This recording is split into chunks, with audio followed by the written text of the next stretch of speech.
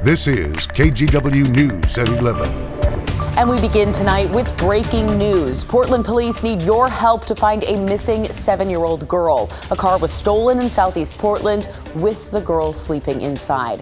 You're looking at a picture of her on your screen right now. Her name is Yamilet Martinez. Police say the stolen car was taken shortly after 7 p.m. near Southeast 49th and Southeast Powell Boulevard. That car is a 2011 black Honda Civic without license plates, similar to the one that you see there. If you have any information, contact PPB or dial 911. This is a developing story that will continue to follow for you here on air and online at kgw.com.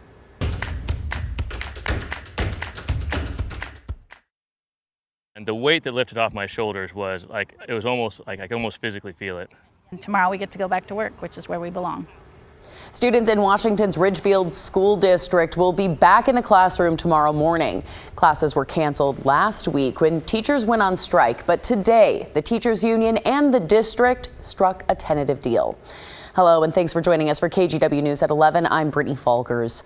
Final details on this agreement haven't been announced yet. The union says it'll give out that information to its members on Tuesday. In the meantime, class will happen tomorrow morning. During negotiations, the union said it wanted more money for mental health support and special ed students, which the union's co-president says is going to happen. Our special education really needed some help, and so the things that we've got in place now will help to serve our students, and then with our class sizes and teachers support. Now, when it comes to those lost school days, the Ridgefield School District already has a plan in place. Essentially, those days will be treated like they were weather-related school closures, meaning those dates will be made up and kids won't miss out on instruction time. The district says a finalized academic calendar will be emailed out to parents and posted on school and district websites. Our National Verify team found out that at least 94% of teachers are paying for school supplies themselves. Verify spoke to a teacher from Washington, D.C., Dominique Foster, who says she and her colleagues have to fork up the extra cash to fill the gap in their classrooms. I used to somewhat be embarrassed by how much money I would spend for my classroom. The conversation with her and a closer look at the data, that's still ahead tonight here on KGW News at 11. The University of Oregon is apologizing after fans in the student section started an offensive chant that was caught on video. It was directed at BYU during Saturday's game at Autzen Stadium. Devin Haskin joins us now. And Devin, you spoke to the person who took that video. Yeah, good evening, Brittany. It was supposed to be a fun outing with her and her college friends to see their alma mater, BYU, play against Oregon. Then the student section of Oregon started chanting expletives aimed at the Mormon religion. Every year, Aubrey and her friends get together to attend a BYU away game. This year, they chose Saturday's game at Autzen Stadium. Oh, I was just excited. I know Oregon's a great football program. They were sitting just a few seats away from the student section when, within the first half, My friend actually heard the chant first. She leaned over to me and asked, "Are they saying such and such?" And I said, "Yeah, actually they are."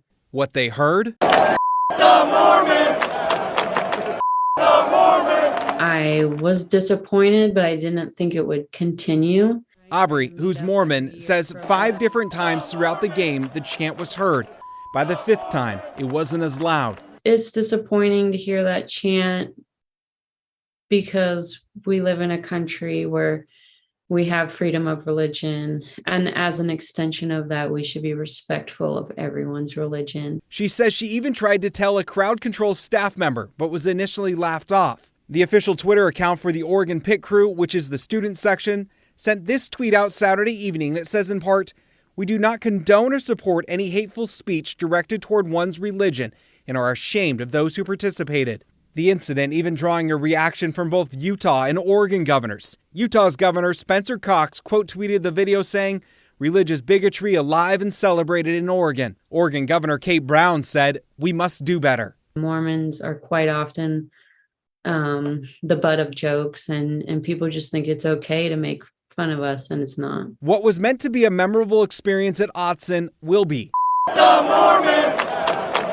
But for the wrong reasons. If BYU and Oregon ever play again at Autzen, would you ever go? I don't think I would.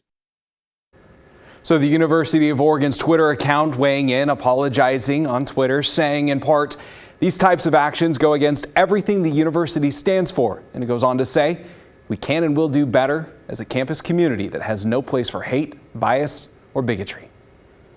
All right, Devin, thank you so much. Well, tonight, all of Puerto Rico is without power because of Hurricane Fiona. Some areas getting up to 30 inches of rain, and winds are reaching speeds up to 85 miles per hour, all while there is catastrophic flooding. So, Joe, when will hurricane season be ending? Hurricane season ends at the end of November. It goes from June 1st to the end of November, and we're usually seeing kind of the peak of hurricane season by late August, early part of September. So this isn't unusual at all, Brittany, to see these strong winds. But again, this is a huge storm that's moving through parts of the Atlantic right now. Here's a look at the radar. You can kind of see what a monster it is, starting to move in over into the Dominican Republic, where there's expect to be landslides and, of course, catastrophic flooding, like Brittany said. Here is a look at what's called the spaghetti model. Now, only 2 models are showing there is a slight chance to see some of these showers and some of the hurricanes to move in through parts of the Gulf Coast near Louisiana later on in the week. But a majority of them are showing that it's going to make a track north and move into parts of the Atlantic and out into Nova Scotia. But as we look at our forecast over the next couple of days, we topped out right around 80 degrees earlier this afternoon. The last 3 days of summer looks like this. Tomorrow it's going to be sunny and warm. Same with Tuesday, with temperatures both days right around the mid 80s. Come Wednesday, the last full day of summer, it's going to be a sunny start to the day, but later on in the afternoon and evening, we'll be looking at temperatures dropping a little bit. We'll be seeing highs right around 78 degrees with a slight chance to see some showers moving through late Wednesday night into Thursday. But as we look back at summer 2022, a very hot summer indeed. 28 days, 90 degrees or hotter. At Brittany, for the second summer in a row, we saw 5 days with temperatures 100 degrees or warmer. That's not in the forecast anytime soon, but I am going to be tracking a little bit of some changes that move in by the later part of this week. All the details not coming up. All right, looking forward to it. Thanks so much, Joe. 2 people, including a 17-year-old, are in jail tonight. They're both suspects in an attempted murder case. PPB arrested the 17-year-old on Saturday in connection to a shooting that happened earlier this month in Portland. On September 8th, officers responded to a shooting on Southeast 82nd Avenue. When they got there, they found a victim with multiple gunshot wounds. That person was taken to the hospital and is okay. The teenage suspect is facing multiple charges, including unlawful use and possession of a firearm. A Peabot construction project in Northeast Portland is getting tons of pushback from neighbors. It's in the Elliott neighborhood on a residential street where traffic is heavy, and neighbors say they already feel unsafe. Peabot is trying to improve safety by removing a traffic circle there, but neighbors fear their plan will only make things worse. Here's Blair Best. At first glance, this is a quiet residential street mainly used by bikers, but those living here say it's anything but. People frequently speed through this through 7th Avenue. And they honk at people, they've honked at me, they scream at people. Neighbors say cars are bypassing nearby Martin Luther King Boulevard and speeding down 7th Avenue instead. And it makes it an incredibly dangerous environment here. We got to do something down here. Jerry Thompson lives on 7th. His car was hit outside his home by oncoming cars, and he has to stop traffic just to safely pull into his driveway. Another neighbor tells us off camera that her car was totaled a few months ago by a drunk driver going too fast on this street.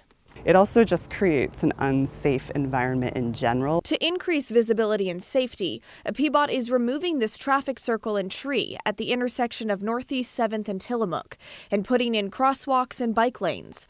According to Bike Portland, that's a news outlet focused on city transportation, about 4,000 to 6,000 cars use Northeast 7th Avenue every day. With these changes, Peabot is hoping to get that down to 1,000 or less. They say this will also make it easier for cyclists to access a new nearby bike bridge. But these neighbors fear once the traffic circle is gone, cars will only speed up. But we are concerned that right now the traffic circle is the only mitigation that we have against speed, and it is an actual physical impediment that prevents cars from going faster. I know there's not going to be a perfect answer, but I don't think that what they came up with is functional because they didn't talk to us in the first place. Last week, Peabot met with neighbors right here at the traffic circle to hear their concerns. Peabot says the meeting was productive and they're now working on an updated design. When do you ever have a situation where almost every single neighbor is upset about the island being removed? For a variety of reasons, but the underlying reason is that we have an overutilized road in a neighborhood that was historically African American and is now interracial, but still is neglected. After the meeting, Peabot sent neighbors this new design and says they'll come back once the traffic circle is removed to put in speed bumps. But neighbors aren't convinced that will help. They need to pump their brakes and reconsider what the real needs of the neighborhood are. Neighbors were told that Peabot will begin work on Monday, and they have until then to sign off on that new construction plan. In Northeast Portland, Blair Best, KGW News.